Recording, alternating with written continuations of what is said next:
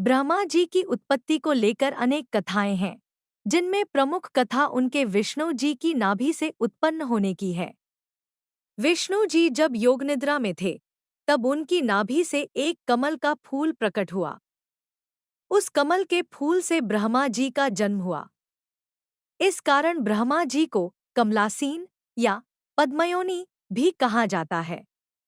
एक अन्य कथा के अनुसार ब्रह्मा जी स्वयंभू हैं, अर्थात वे अपने आप से प्रकट हुए।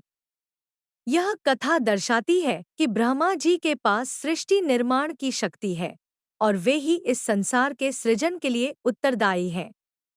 ब्रह्मा जी ने सृष्टि की रचना करने के लिए 4 दिशाओं में 4 मुखों को धारण किया। उनके 4 मुखों से चारों वेदों की उत्पत्ति हुई। उन्होंने सृष्टि के प्रारंभ में विभिन्न तत्वों, लोकों और प्राणियों का निर्माण किया। उन्हें सर्वज्ञ और सर्वसृजनकर्ता माना जाता है, क्योंकि वे सभी जीवों और प्राणियों का सृजन करते हैं। ब्रह्मा जी की सृष्टि निर्माण प्रक्रिया में उन्होंने कई ऋषियों और मुनियों का सृजन किया, जिन्हें मानस पुत्र कहा जाता है। इनमें प्रमुख नाम मरीचि, अत्रि, अंगिरस, पुलह, क्रतु, पुलस्त्य, वसिष्ठ, दक्ष और नारद हैं। इन मानस पुत्रों ने ही आगे जाकर सृष्टि की संतति को बढ़ाया। ब्रह्मा जी की पत्नी सरस्वती देवी हैं, जो विद्या, संगीत और कला की देवी मानी जाती है। सरस्वती देवी को ब्रह्मा जी के ज्ञान और सृष्टि निर्माण के सहायक के रूप में देखा जाता है। उनकी उपस्थिति ब्रह्मा जी के कार्यों में विद्या और ज्ञान का संचार करती है। हिंदू धर्म में ब्रह्मा जी की पूजा कम होती है और उनके नाम पर बहुत कम मंदिर हैं। इसका कारण एक पौराणिक कथा से जुड़ा हुआ है।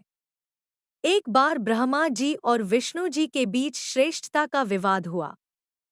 उस समय शिव जी ने एक असीम ज्योतिर्लिंग का रूप धारण किया और ब्रह्मा जी और विष्णु जी से उसकी शुरुआत और अंत खोजने के लिए कहा।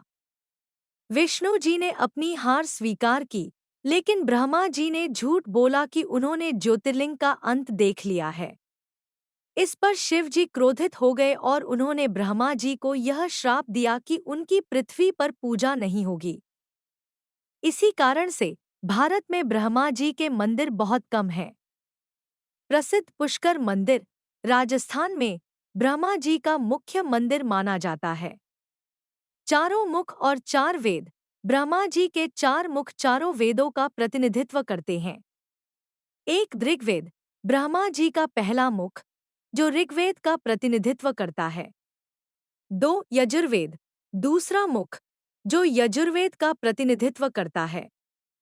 3 सामवेद तीसरा मुख, सामवेद का प्रतीक है।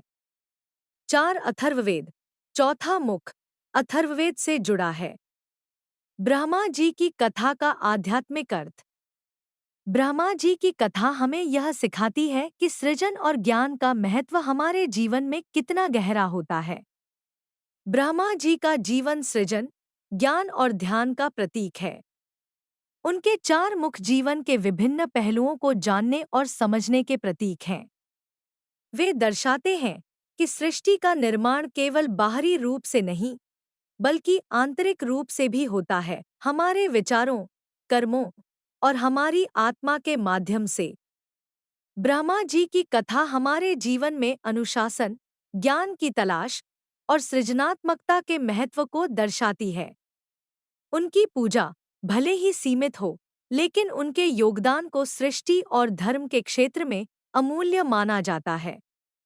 इस प्रकार ब्रह्मा जी की कहानी न केवल सृष्टि के निर्माण की एक दैवीय कथा है, बल्कि यह मानव जीवन की गहराई और उसकी उच्चतम संभावनाओं की खोज का प्रतीक भी है।